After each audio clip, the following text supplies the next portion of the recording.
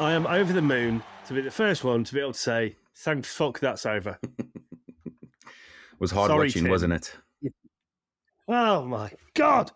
I mean, it's as if it couldn't get any lower. And then the Australians are arch enemies, the people we hate more than anyone else, or love to hate and hate to love more than anybody else in global cricket, go, there's the door, you useless pack of twats. See you next time. Oh, but we won't see you next time because next time's the Champions Trophy and you're not going to qualify. So, yeah, look, you still have the opportunity to qualify, right? Yeah, you still have the opportunity. You just got to beat the Netherlands and then you qualify. So, yeah, you should be able. Well, it's not a given, right? Robert said that last night. It's definitely not a given to beat the Netherlands because the Netherlands are giant killers. Hold on. But we must be dead bottom on the table. Yes, you are. But if you beat the Netherlands, you are not dead bottom. There's a photo I've just seen on BBC Sport. Yeah. Where it looks like. So I'm going to show you on the screen. I don't know if you can see it. No. Looks like Stoinis and Warner are giving Mark Wood a bit of abuse when they're walking off. Oh, good. But so yeah, we must be dead bottom of the table. You right? are dead bottom on 2 points. The Netherlands are second from bottom on 4 points. But if you beat the Netherlands, then you go 8th, right? And then you qualify basically in your last game. No, because their net run, depending on net run rate. I mean, it's so close to the net run rate. If you beat them, I suspect you're going to go ahead of them. Nice and simple. Yeah. Right. Well, there we go. Shall we talk about... Well, we'll talk about the games in order, actually, shall we? So, New Zealand-Pakistan, another massive game in the context of the World Cup. Absolutely. Well, it was the only massive game in context of the World Cup today, wasn't it? Yeah. I mean, New Zealand putting up over 400, Pakistan needing to win to stay alive in the tournament. I mean, how must the Kiwis be feeling? I know the rain's coming and upset it. So, they won by 21 on DLS, Pakistan did. But, I mean, that must be rough for the Kiwis, considering, we mentioned this last time we recorded together. What must the feeling be in that camp? Everything's going against them at the minute, right? Well, it could be worse. It could happen to you in a semi-final of your home World Cup when you actually get the Duckworth wrong and it starts raining and you're South African. But whose fault is it to get the Duckworth Lewis wrong? That's what I'm going to do. So when you say it's unlucky, I'm just glad for South Africa's not on the side of this for a change. Admittedly, it's a pool match. And does it really have much of an influence? I'm not too sure. When you look at the table at the moment, New Zealand are still currently fourth, tied with the same amount of points on 8 points with Pakistan. Pakistan have got a net run rate of slightly less than New Zealand. So New Zealand are fourth with 1 game to play, each of them. So that game happens to be... England have got 2 games, haven't they? New Zealand have got 1. So, yeah, New Zealand have only got 1 more. Right. New Zealand have got 1 more, and Pakistan have got 1 more. The New Zealand game is against Sri Lanka, and the Pakistan game is against England. Yes. So very, very key games. Oh, right, okay. Well, you'd expect them both to win. Yeah. And then it comes down to net run rate, right? Depends on the margin of victory there. So, yeah, it's an interesting permutation. Fakir Saman, again today. I mean, he's played, is his second game in the tournament? Yeah. He got 80 odds the other day. And then today, 126 off 81, 8 fours, 11 6. He's striking at 155.5. Yeah. Some of the sixes he hit were huge. And he was literally just throwing the bat at everything. The interesting thing is, I can't remember the spinners from New Zealand, but they were traveling big time. Ish Sodhi went for 44 of his 4 overs. Mitch Santner went for 35 of his 5. And Phillips went for 42 of his 5. So he just literally... With a maiden. Yeah. So he actually went for 42 off 4. Yeah. He was literally just absolutely throwing the bat at everything, which is why Daryl Mitchell then came on. Arguably, and again, I don't know, what... Kane Williamson back in, I would have thought he would, as captain, have known that there's going to be rain affected, so therefore make sure that you get on top of it early. It must be so hard to score 400 and lose. It just doesn't make sense. Well, yeah.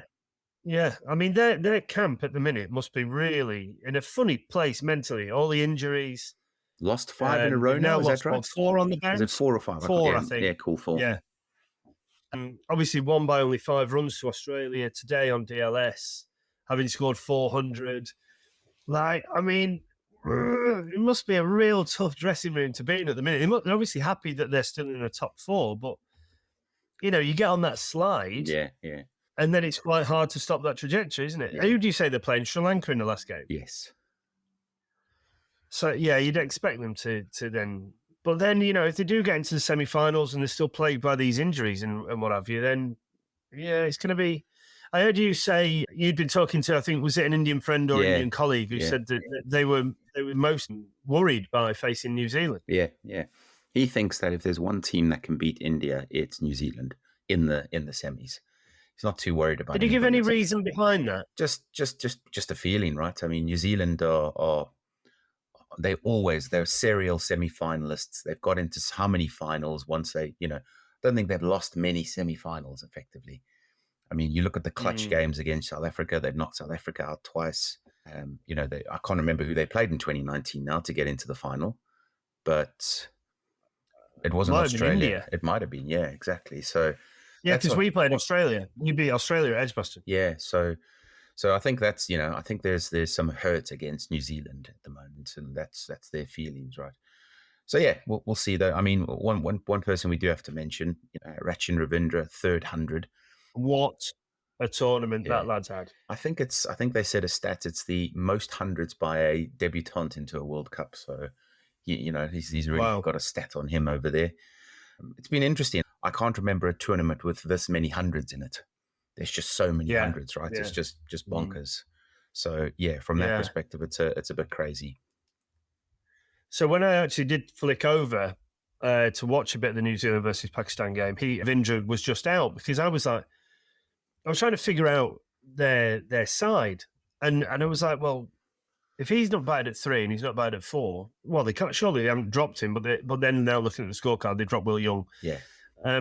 All of the Kiwi batters contributed, didn't they? I think the lowest score in the top 7 was 29, which was Daryl Mitchell. 95 for Kane upon his return at 120.25. And they all just got a few, didn't they? 39, 41, 26, 95, 35, 108. But yeah, Ravindra, I mean, you've got to take your hat off to him. He's a young man to come into that side as someone who thought he was probably going to bat at 8 and bowl a bit, to then get promoted to 3 based on Kane's injury, and then be thrown into, even more so into the Lions' Den today to open the batting and to back that up with the 300 is a phenomenal result. It's just a shame. I don't think they do like a young player of the tournament, but he would be absolutely bang up for that. I would think. Could stop it down, stop the count. He'd be there right now. Yeah, well, yeah, 100%. So yeah, it keeps it interesting, keeps it alive. Yep. With a decent run rate, then who knows? That is very much still on, and the Kiwis on that kind of downward trajectory, as we mentioned. And the interesting thing is Pakistan are going to need or they're going to know what they need to do, because they play. And New Zealand play first. So New Zealand play on Thursday, Pakistan play on Saturday. So yeah. Wow. Okay. So they'll have exactly the permutations. Yeah. So it's good from that point of view. On to. I mean, we have to talk about it, don't we? Well, Adam Zampa beat England effectively. When you look at, I know it's a team sport, but how key were those runs that he scored towards the end of the innings there? I mean, the number 10 coming in and scoring 29 off 19. How much did you lose by again? He's just had a great World Cup. Yeah. Say again? How much did you lose by? That's the easy one. We lost by, well, yeah. Yeah, crikey. We lost by... 33, didn't we? Yeah, you lost by 33. And Zampa scored 29 at 10. 29. Yeah. He also took a superb catch, another 3 wickets. Yeah. 3 for 21 off 10. Yeah, unreal there. Unbelievable. I don't, yes, he's had a great World Cup, but is that on him, or is it that on England and their absolute frazzled mentality? Lisa said to me earlier, she was like, they should just come home. just abandon the tournament. just come home. And this is coming from the world's most hungover, or second most hungover woman. I think Lisa's friend Zena might be the world's most hungover woman today. They both went to the pub last night, and yeah, Lisa drank for the 18, right? I know she's a better. She drank for the 18. Yeah, basically, yeah. But yeah, I mean, look, Head and Warner both going early. Yep. You know, I was watching at that point and thinking, well, all right, okay. But again, it was another bit of false hope, because how many times have we now seen England, you know, certainly in the latter stages of the tournament, get a couple of early ones and then not be able to capitalise on it? Smith 44, Labuschagne 71, Inglis, who has not done anything to really convince you that he's a better option than Alex Carey. Yeah. I don't know what's going on with Alex Carey, but there's something. Cam Green, you know, great all-rounder, 47 or 52. Stoyan is 35. Cummins start both chipping in with 10. And then he says Zampa 29 off 19 with 4 fours. And Hazelwood a solitary 1 not out at the end. You know, 3 England players have got decent starts, haven't they? Oh, well, 4 really, including Wokes. But Wokes was... He could only go about it one way, couldn't he? But yeah, Bairstow out first ball of the innings. Unlucky. Milan 50, threw it away. Root 13. Great review, Stokes, by the way. 6. I don't know if you saw that. What, for Root? Yeah, no. So basically, yeah, tiny little feather, wasn't it? Exactly. Labuschagne was like, I'm pretty sure there's a nick on there. They'd already blown one of their referrals. It was a huge gamble, and you know, it paid off a tiny little feather, which was pretty interesting. Stokes 64 off 90, a bit circumspect, 2 4s, 3 6s, but probably just felt like he had to be that kind of guiding light for the rest of the unit if they were going to try and get over the line. Yep. I mean, Butler, he can get in the bin now. You know, he doesn't make the side right now.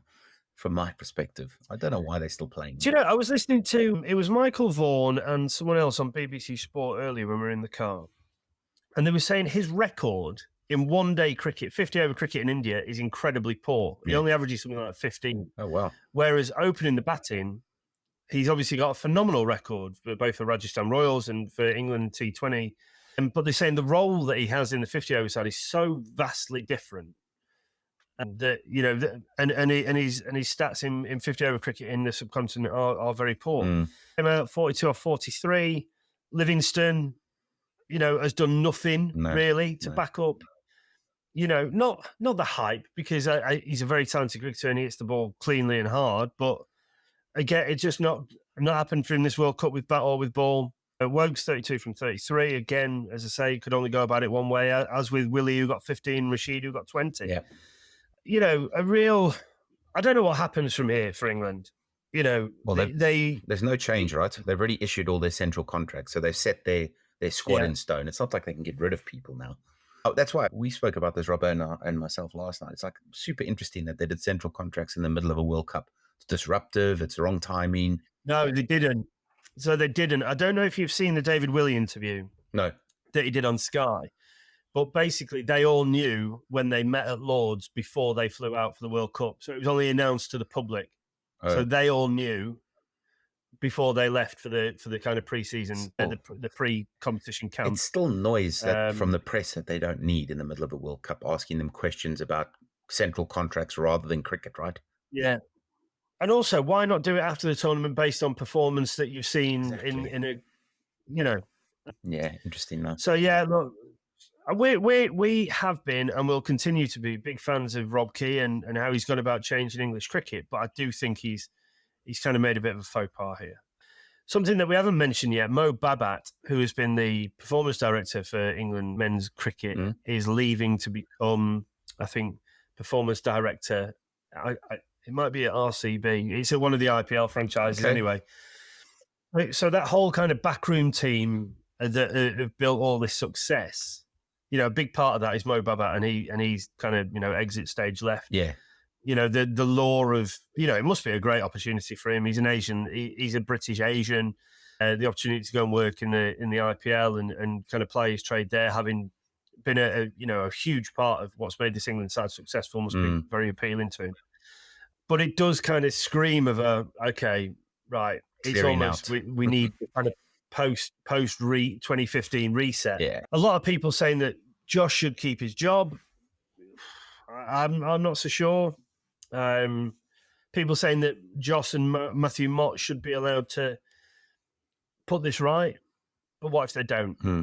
Do we lose another 2 years before the next T20 World Cup and another 4 years before the next 50 over World Cup just to give them a chance to kind of put this right? I don't know.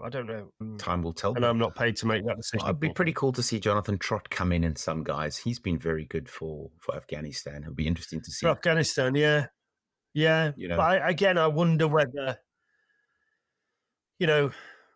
I think it's easy to look at that as a massive success for Afghanistan, which it is. It's been a phenomenal tournament. I think they've had 3 wins now. And obviously by being the Netherlands, that kind of then finished the Netherlands' chances, didn't it? Yeah, that was always going to be a crunch game. Yeah. But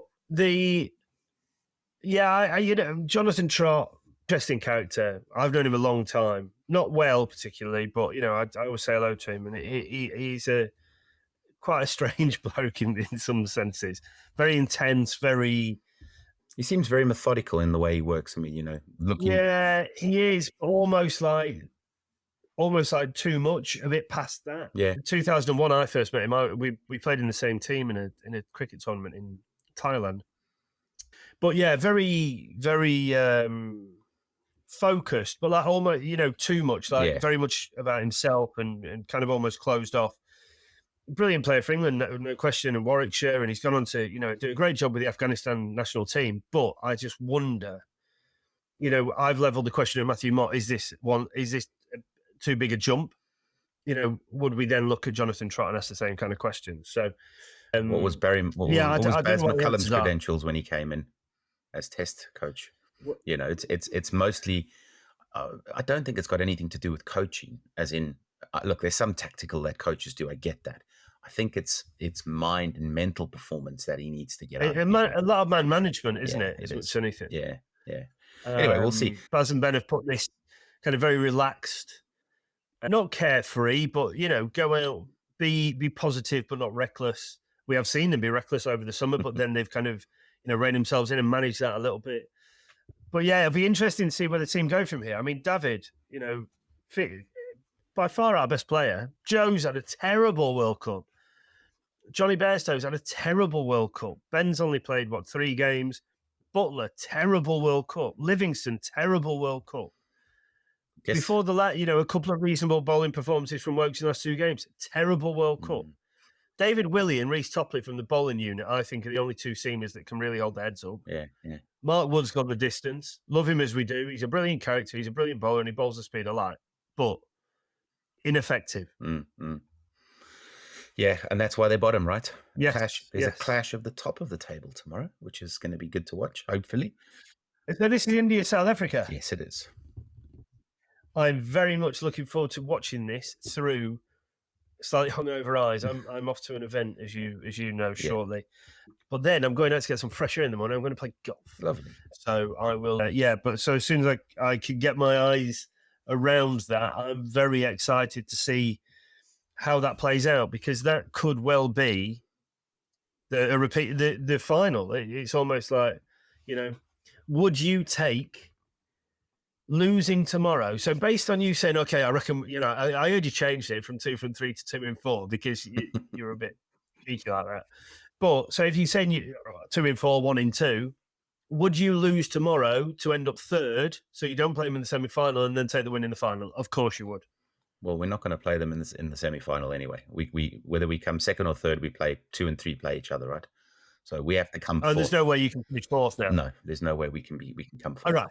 Oh, okay, so tomorrow actually really is more of a sounding out exercise, isn't it? Yeah. So, I mean, as Robert rightfully pointed out yesterday, you do not want to come up against this rampant Australia right now. So you want to beat India tomorrow to make sure that you do not play against Australia. So I think... Yeah, but Australia are more likely to finish 3rd anyway, are they not? So you're more likely to play them. Oh, I see. 2 versus 3, right? But hold on, you've lost once or twice? Once. We've lost to the Netherlands, yeah. And how does the run rate look? So if you win tomorrow in a tight game, our net run rate is higher. What does that then do? So yeah, we're our net run rate is currently more than India. So we're at 2.2, India at 2.1. Okay, so who's your last game and India's last game, please? Caller. So obviously we play each other tomorrow. We then have India have the Netherlands, and South Africa Well, have they're going to Afghanistan. absolutely bash them up. And South Africa have Afghanistan. Okay. Interesting. Very interesting. Yeah, exactly. So yeah, we'll see. We'll see. I'm quietly confident, but at the same time, I just want to see a good game. Do you know what? Oh, remember that. Caption that. Yeah, absolutely. Caption that. Put that out on Instagram. Eugene is quietly confident. I'm quietly confident. I'm Why not? Why not? We're playing really good cricket. I mean, India are too, but like I said, we'll see. Quietly confident, hoping for a good game. That will be the title of this episode, I suspect. Yes. Let's hope for a third good game in the World Cup. Yeah, exactly. Well, look, I need to go and have a shower because I've got to go out in about half an hour. So, Cool. Eugene, thank you as always for your wonderful company, darling. Listeners, thank you very much for joining us. We will continue to dissect and talk about the horrible England performance in this World Cup, probably for weeks and months to come as more information comes out about the fallout. But until tomorrow, when I shall be joined again by the one and only Simon Roberts, we shall bid you adieu. Ciao, Lots of love.